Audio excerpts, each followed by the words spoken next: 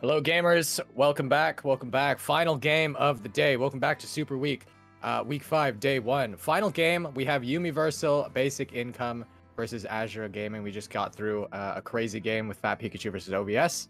I'm Chris Sunga, and here with me are two INT members. Joining us for the cast today as guests, we have INT Popovai and INT Bo Explode. How you guys doing? We're still chilling. I'm chefing. I'm chefing. I love the new FOF terminology. I gotta start the new trend for him. Yeah. Low-key, I started saying chefing too after he kept saying it on cast, and I was like, okay, it's affected me now. Like, man, we're here. All right, J4 being picked up by the side of Universal Basic Income. First pick for Utility Monster. Thoughts on the J4 blind pick, Bo Explode? I think that champion, personally for me, I don't really like him, but everyone else, I think, in the world says he's OP.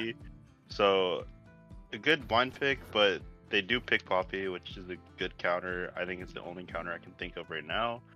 And they pick Kaisa. I don't know why YUBI didn't first pick Kaisa, broken champ, but the Jarvan is going to have a tough time this game. My thoughts on first set of picks. So I think there was definitely more prio picks than the Jarvan. I think it's something that's a little hard for even YUBI to flex. You can't really send it support or top like you used to be able to. And I think like something like the Nico would have been much stronger earlier on, maybe through ASG through a loop. I also think that the ADC picks are much more prio early on, especially with rel bans. So it's a little bit concerning the way that they're trying to plan this out, but maybe they know something I don't. I'm a little bit questioning on the Blitzcrank pick as well, because, well, that is pretty good against Ashe in specific. YUBI hasn't shown their support yet, unless they're trying to flex Nico there as well.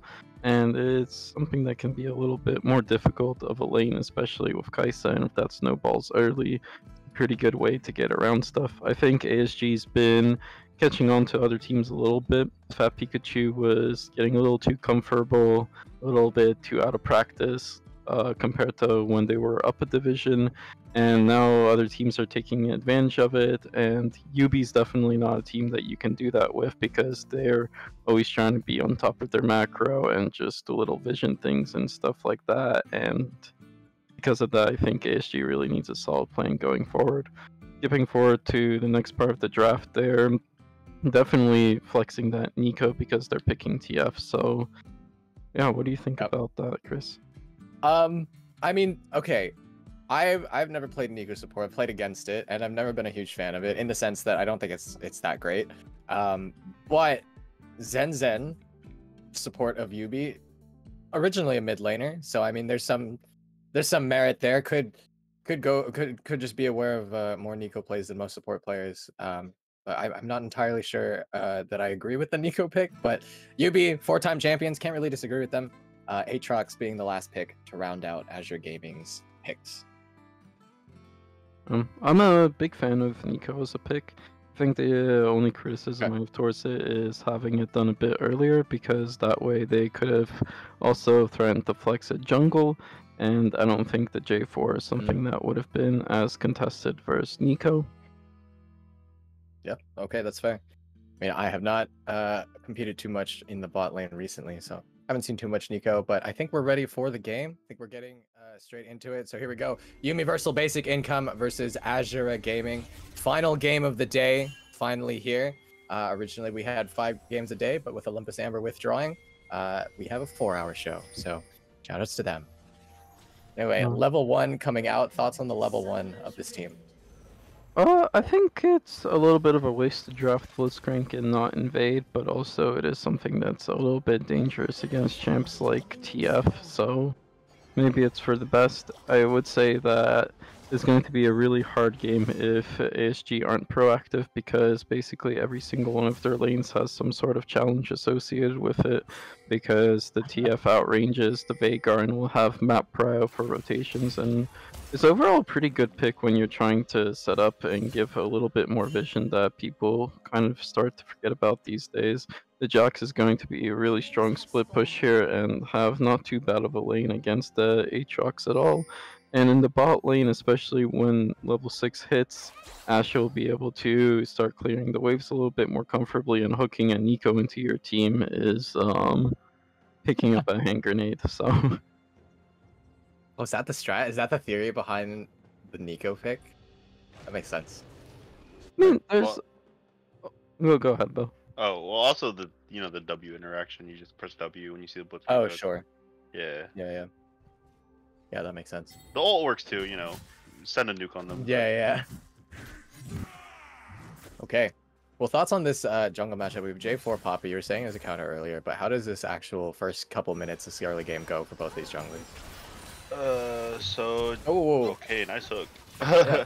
Great hook, and immediately taken away Navi's flash, but that's it. Go on. Jarvan Poppy.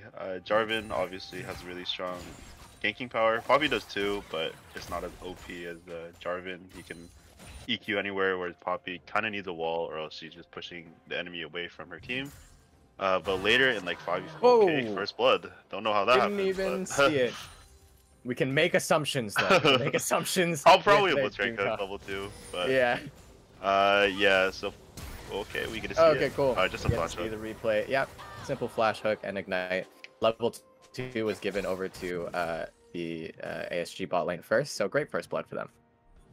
Yeah, great hook, man. But back to what I was saying, the Poppy in the 5v5s. Okay, another gank mid. Oh, it's strong ganker, but you have to execute it well. Not like that. But in the 5v5s, Poppy W can block the Jarvan EQ. So if he EQs and tries to ult into someone, if he gets the ult off, he's unstoppable. So it doesn't matter. But with the EQ, if he tries to do a far range one, then Poppy can stop him and then like stun him against a wall. But early game, the Jarvan should get like 10 ganks off and hopefully get his laners ahead. But if he doesn't, then Poppy should prevail later. I was gonna say, I actually give the edge slightly towards Jarvan, which might be a little controversial for some people, but I think that he kind of has a more effective engage range, and the Poppy has to be really proactive like this early on, and after the first couple clears, if she doesn't get the gold she needs, it really slows down, and unfortunately none of her laners will really have the prio required for her to set up on things, so Jarvan will kind of get to walk around the map with a little bit more ease. There's a Blitzcrank coming in mid. Oh, a great gank. I don't know if they have the damage for it because Blitz's Ignite is expended. Civillock just getting bullied in the first 3 minutes of this game. Gets ganked immediately by Lindblom on the Poppy. Has to expend that flash to not get knocked into the wall. And then seconds later, Blitzcrank's coming in. Flip here. I'm a little surprised he went Comet over Spellbook. He would have been able to maybe TP back to lane if he had reconsidered that earlier. Sure. Blitzcrank is staying mid for now, which means the Ashe is getting a free shove in bot, which will maybe enable them to get some bot side vision around this first objective spawning in a minute, but Doesn't seem like they're taking advantage of it quite yet. Who's Okay, that solo Ultravox kill? getting Oh. taken really low, has to flash out from Potato Fries. But honestly, I feel that on the Blitzcrank. I 100% saw that cannon minion and saw that he had a sack. And yeah, I definitely would ask my mid laner there if I can take. But yeah, spot lane now getting shoved up from the side of Universal Basic Income. Ultravox having flash out there. Gonna expend that teleport to come back to lane. Wow, What does this mean? Not even 5 minutes in, every single lane is down CS for UB here. The first wow. part is really bad, down 12 CS, almost 15 CS, which is massive and like not even 5 minutes in. Oh There's no, another hook. another hook really onto disrespectful. Zenzen. Gets ignited too, has to flash away. Happy ending now, peppering onto a Navi, and Navi just kiting. Zenzen chugging that health pot. Unfortunately, not looking too hot in this Blitzcrank matchup.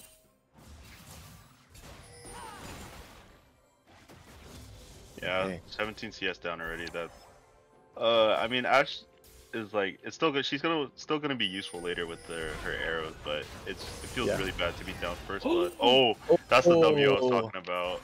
But no Lindblom follow up.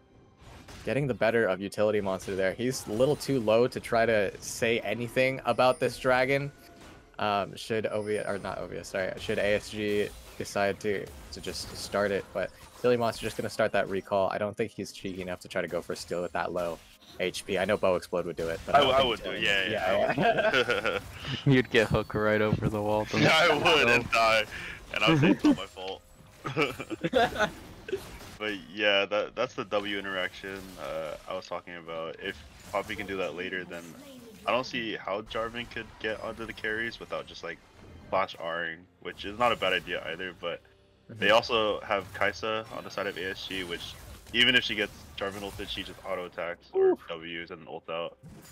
Almost a kill in mid lane, but yeah. It's a little bit disappointing because Ashe has traditionally been a little bit of a lane bully, and now Kaisa is up a level, up like 30-40% of Ashe's CS, and has the early kill, even though they had two people in that bot lane for quite a while and they were pushing it out, but it doesn't even seem like they were able to get a plate or anything for their troubles because, well, Blitzcrank just got advantages mid, and now Veigar is ahead on a matchup that he also probably shouldn't be ahead this much. Aatrox is pushing waves, and no way. oh wow. The flash Okay. Piplup goes for the flash Q onto a Navi, does land it, and happy ending flash R to try to secure that kill. That is a lot spent on that one kill. Meanwhile, Utility Monster is shown in the top lane. Potato Fries pops that ultimate. Knockup doesn't go through. Lindblom has joined the fight. Potato Fries is no longer alone. Ultravox running really low. Lindblom is still willing to fight. Takes down Ultravox. Potato Fries still healing on the side. Utility Monster has to just walk this out. There's nothing that they can do. Civillock didn't have enough range or time to be able to get there to ulti. But wow, yeah, 2 kills over the side of ASG already. I think that would have maybe gone a little bit differently if Jax's flash wasn't burned earlier. A lot of these sums are kind of getting wasted on UB's side, and Ashe panic healed in the bot lane, and I was about to say Kaisa got a level advantage as well from the resources of Blitzcrank roaming mid, and as a result of that, now all the lanes are up CS, and they were able to force Ashe out of lane again for an even bigger advantage, and she's still coming back, and they're starting to get plates on that tower now themselves. Piplup has Hex Flash and Ignite again, and even though he's a little bit of a lower level than the rest of his team, the utility of the champion is what matters, and Kaisa will be more than happy to shred something right in front of her. Nico's finally hit level 6, but I just don't think a single Amp Tome is going to be able to make the difference that UB needs if there's something breaking out in the bot lane. Yeah, agree with that. Rift Herald also, I think, being started up by Piplup, or just clearing vision, can't tell from the minimap. But ASG might look to start heading towards that Rift Herald, especially with their Blitzcrank there now, able to support that side of the map. Yeah, UB falling really low, Ultravox falling really low on health as well to Potato Fries. All of this lane dominance on the side of ASG is just great signs for them. They are looking solid. They've been looking solid the past couple of weeks, dropping only a couple games. They were originally part of the crazy 4-way tie for 4th place, but since Olympus Amber dropped, and one of their losses was to Olympus Amber, they ended up receiving that bye win. So ASG starting to climb up the rankings. Also, I need people to start putting S in the middle of their initials because I got OVS or like OVS, ASG. We have so much. All of this is too confusing. I was gonna say the gold lead is actually a lot higher than it seems, especially for a game this early, because TF Passive is adding a few extra credits towards UB's team, and just praising them for earlier with their consistent game fundamentals really just isn't showing here, where they've been a bit overextended in lane, not able to trade objectives. Their vision is absent, like my father, and... All right, man. Utility Monster getting caught out, trying to get some vision. Rest of ASG members are here as well. Great roam by Piplup to be able to get that. Ultravox also running 50% HP, deciding to fight this, thinks he can actually still win this. Potato Fries also pops the ulti. Ultravox flashes, but still gets grabbed. And goes down to Potato Fries. The rest of ASG are just so confident now in this early game. Piplup trying to go for that hook, but great sidestep by Zenzen to avoid it. Lindblom is here as well, and Navi's going to do his best to try to help his support, but Zenzen running really low has to flash away. The rest of ASG members weren't really available to pepper too much damage onto him. A teleport coming from the side of Ultravox to start this fight. Civillock is here as well. Ultravox takes down Piplup. Lindblom is like 10% HP right now. Has to just take the blast cone out. Civillock flashes over the wall to take him down. ASG now on the back pedal. Zenzen getting rooted. Gets taken down by Handicapo. And the rest of UB are now scattered. ASG, they may not have completely won the fight, but UB can't get too much out of all this. UB tries to claw back a bit. You go. I was gonna say, UB is trying to claw back just a little bit because they did get the shutdown and they do have the advantages to set up around this next objective, but fortunately they're still just underestimating what the enemy gold lead is like. Oh man, Club's really starting to miss some of these hooks, and it's a shame because it would have been some real nice stuff. Yeah, Civillock and Utility Monster going down to the hands of Piplup and the rest of ASG. Piplup just so aggressive. You don't have the rest of your teammates anymore. I don't know how much more you can get from this, but really just going for that supportal combat, maybe zoning away Zenzen from, I don't know what kind of steal he could go for, but preventing any kind of steal from UB's side. I would steal that, you know. I'm just saying, might be a skill gap, but I would steal that. It seems like UB isn't on the same page, or they're not. I don't know who their shot caller. I think it's Utility Monster. But they're not setting up anything with like the Twisted Fate, and Jack seems like very desynchronized. Like he had to burn TP and nothing even happened. So Aatrox gets a TP top now, and the Twisted Fate had 6 for a while, but didn't use it until that fight. He was like level 8, I think. But I just want to see them like be more proactive because I do think they get outscaled. Yeah, I just want to see the Twisted Fate like make side lane plays, especially since he's just bleeding mid, down 30 CS already. Especially against a Veigar, which I don't think he should be getting outshoved. Yeah, I agree with you on that. ASG playing really well right now, playing really hot this early game. I mean, we've seen UB fall behind in early games before. I'm pretty sure we've all commented in past UB rosters that early game is not their strongest suit.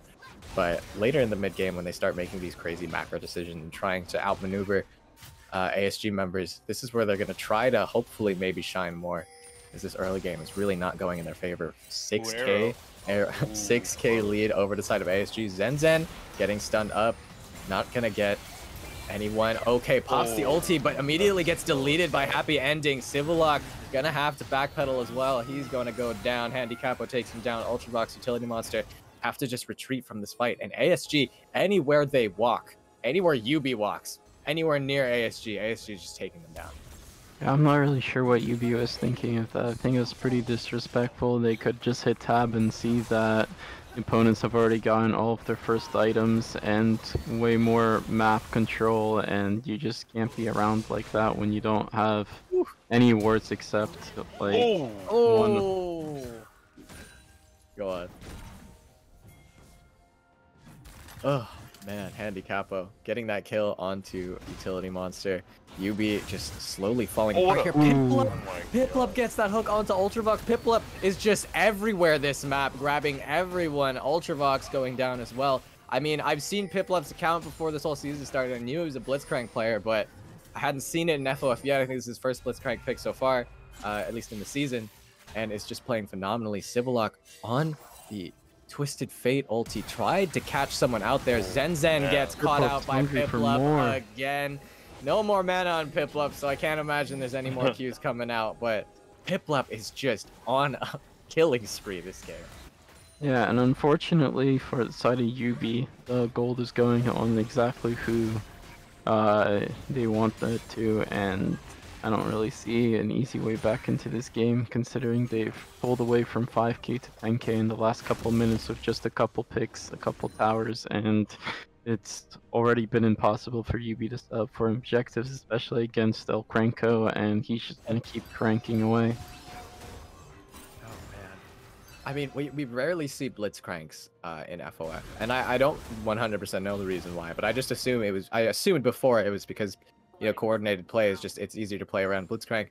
But I mean, clearly solo queue tactics work perfectly fine here in FOF. Piplup just absolutely tearing apart YUBI's side of the map right now. Handicappa also grabbing the bot lane tower as well. ASG up 10 kills over YUBI right now, 2-12 in favor of ASG, up almost 10k gold, up 2 towers. This is the best early game ASG could probably ask for on a stage game.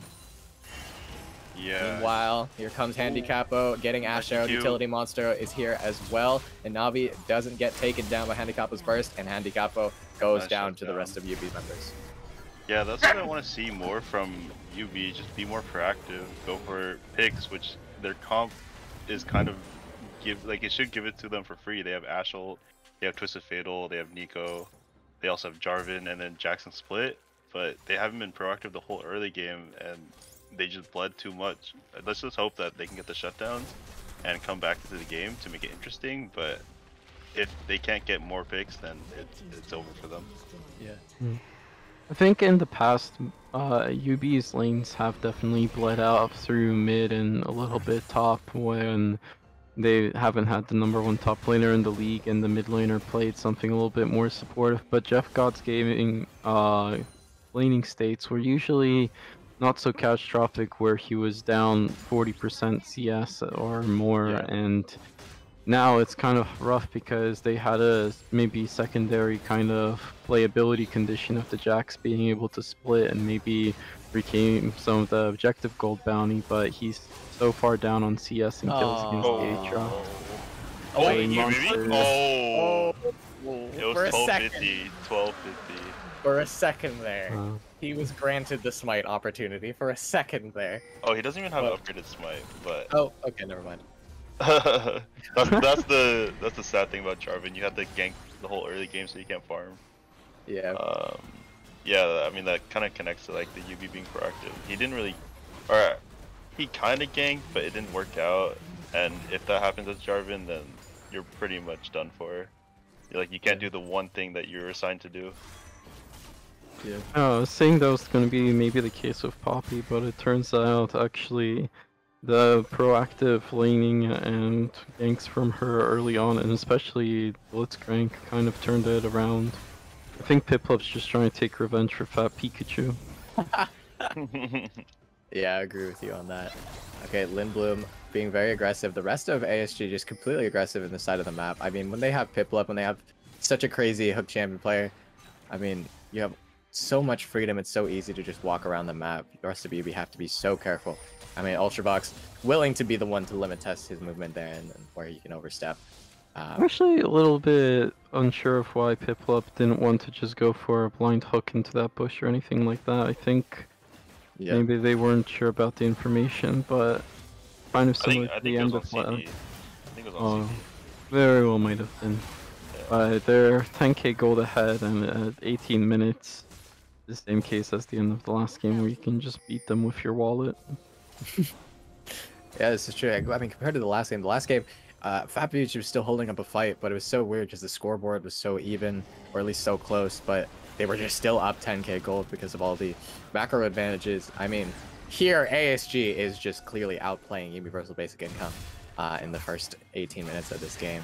Potato Fries gonna slightly dodge that Ash arrow. The rest of UB members have arrived to converge onto this pick. Flash gold card by Civillock to secure that stun. Potato Fry is gonna go down. Oh, that's a lot of healing. Civillock has to walk away. Flash forward for Potato Fry. Oh, so close. He almost got Civillock on the way out. But 3 members of ASG are now just marching into the base of YUBI versus Basic Income. They're gonna take down this tower. 4 members of YUBI had to pay attention to Potato Fries there. And they were able to get that kill, but lost a tower for it. Fortunately, they finally are getting some gold on Ash, but it seems like it's going to be too little too late. She's pretty squishy, especially against things that can pick her easily, like the Poppy and Blitzcrank, or just one-shot her outright, like the middle and ADC players on the side of ASG. Yeah. Yeah, I just wanted, like, the bot play was pretty good. Okay, never mind. Okay, all good. Happy yeah. Gets that kill. UB's comp, they executed that bot play not perfectly because they almost died, but that's kind of like what I think they should have done ever since Twisted Fate hit level 6, but they just didn't. So now they're just in this situation where even if they do make those plays happen, like ASG is too far ahead where it takes 4 to 5 people to even kill even like one Aatrox, and then the rest of the team just splits like top or mid. It's something I wanted to mention earlier about why I didn't like the support flex of Nico as much as I would have liked it in jungle or mid, is when you're in jungle or mid, you get to kind of roam the map in disguise and exert a lot of pressure, especially as the mid laner, when you don't have to worry about getting picked out as much as the jungler. Kind of just walk up to teams when people are 5v5 at an objective and scare them off, use your clone. And with the more recent update, it's something that I've seen a lot of teams use in higher level play to draw a lot of pressure, but unfortunately no one is really scared of this Nico support because there's no engage to follow it up, and she herself isn't exactly in the position to do much. And because of the lane state that occurred early, it was actually Blitzcrank that was able to get the support roams out and provide pressure on the map, and this Nico just hasn't had a chance to be particularly effective. Oh, wow. Happy Ending goes godlike. Zen gets immediately popped. Piplup and Happy Ending just charged forward there. They absolutely knew that they could just go for whoever they wanted. They had members backing them up. Rest of UB gonna lose this tower, have to just start protecting their inhibitor tower. But 5 members, 5 Baron empowered members of ASG are here to take down this tower. Piplup is just trying to go fishing right now. But ASG taking down this inhib tower. They're gonna try to back off. This dragon is probably gonna cut. This dragon is coming up fairly soon. Rest of ASG probably heading towards there. Oh, but a hook goes live onto Utility Monster. That's a lot of damage. Oh, gets knocked into the Vigar cage and immediately gets popped. This should be a free dragon side of ASG.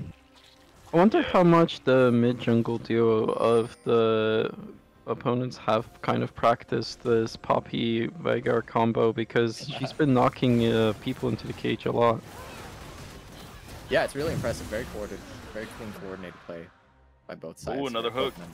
Yep, Civillock. Oh, hook was wide, and I even saw the question mark missing pings in that situation as well. Piplup going for the Hex deck. Piplup is just having a field day right now, getting caught out by Zen and doesn't even care. Piplup just walking around, throws the hook, doesn't get anyone, but he is just having the most carefree game ever. Happy Ending, tags Zen and immediately pops him. Utility Monster dives into the wrong part of the team fight and gets popped by Handicapo. The rest of ASG, they're down. This is just so free for them. They're now at the inhibitor bases, or at the inhibitors, able to take them down. And I mean, could they just force this game end right now?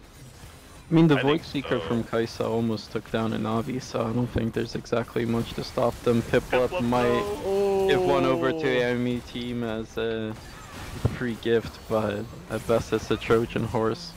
Piplup is painted. Oh, and Navi goes down to Handicapo as well. Even if it wasn't the massive gold differential, UB would be pretty happy. Or sorry, excuse me, not UB. You would be pretty happy sieging this game down forever, because the Ocean Soul they just got, and yeah, it's over now. We managed to save their mid laner at the last second.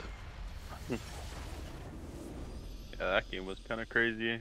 I think YUBI just fell over and did nothing with the map, even though they picked Twisted Fate and Ash.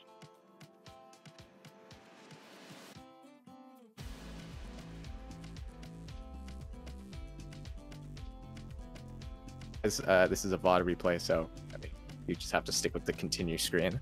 Sorry about that. But you guys saw what happened. Piplup on a freaking rampage.